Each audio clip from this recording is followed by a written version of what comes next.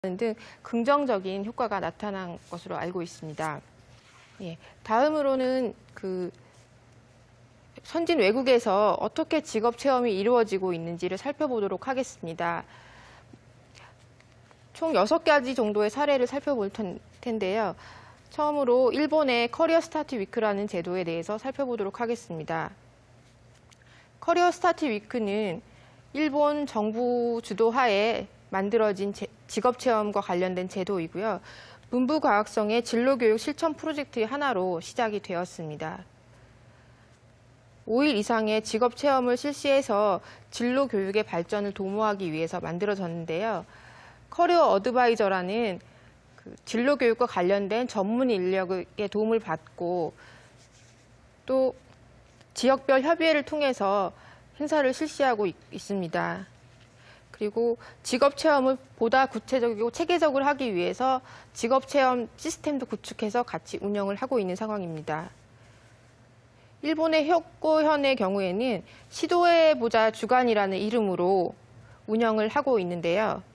중학교 3학년 대상으로 직업체험 활동을 실시한 결과 90% 이상의 학생이 체험 활동에 대해 만족하였고 등교 거부 학생 중에서 체험활동 참여 후에 등교율이 상승하는 등 학생들의 생활지도 측면에서 효과가 나타나서 지금 현재는 국가 차원에서 대대적으로 하고 있는 상황입니다.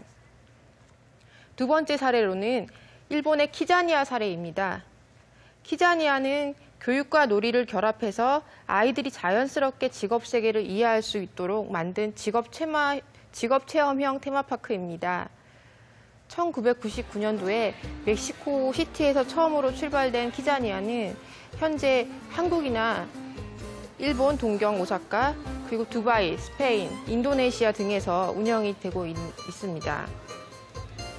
키자니아 동경은 실제 사회와 동일하게 꾸며진 체험관 속에서 소방관이나 의사, 요리사 등의 체험을 직접적으로 해봄으로써 롤플레잉을 통해서 직업 체험을 제공을 하고 있는 것이 특징이라고 할 수가 있습니다.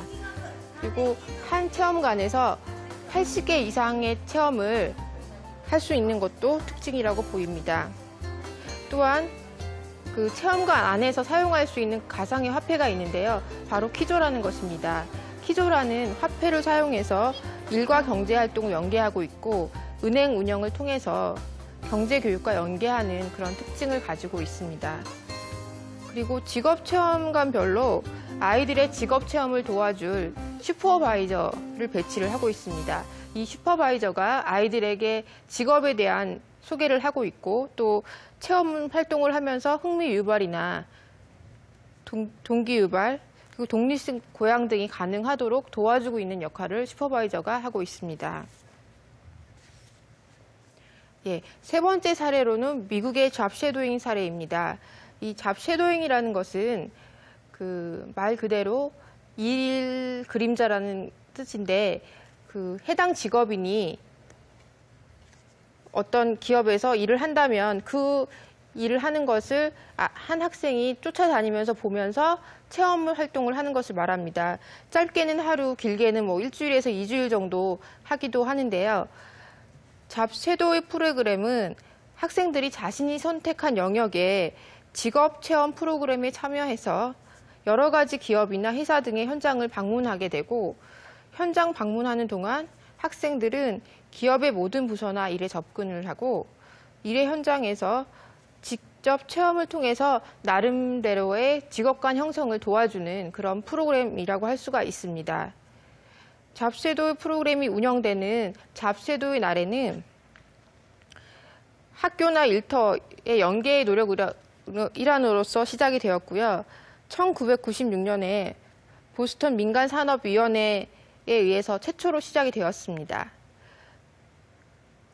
근데 이렇게 이제 잡쉐도잉 프로그램이 성공을 거두면서 이것이 이제 미국 전역에 퍼져나갔고 많이 확대가 되었습니다.